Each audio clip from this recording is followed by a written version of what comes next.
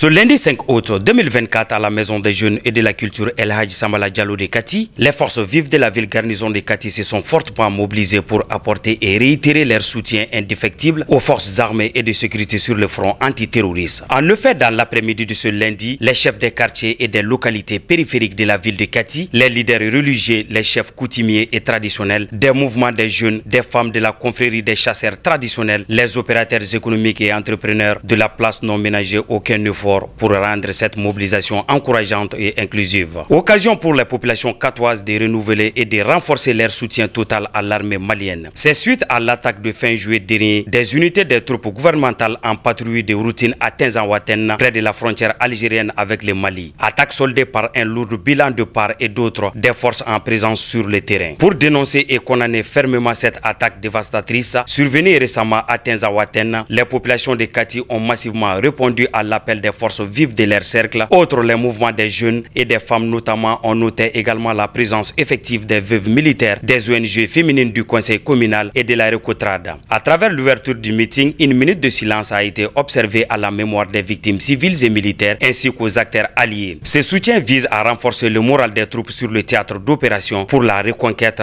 et la défense du territoire national. Dans son discours, Badra Alou Sangaré a dénoncé les déclarations du diplomate ukrainien en poste à Dakar qui a livré sur les réseaux sociaux des propos d'une extrême gravité et qui violent les traités internationaux.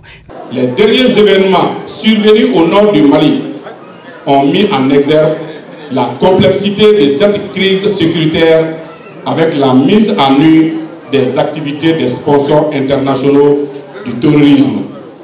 Ainsi, suite au communiqué numéro 068 du 4 août 2024 du gouvernement de la transition, nous condamnons fermement des propos subversifs par lesquels M. Andriy Yusov, porte-parole de l'agence ukrainienne des renseignements militaires, soutenu et renforcé par M.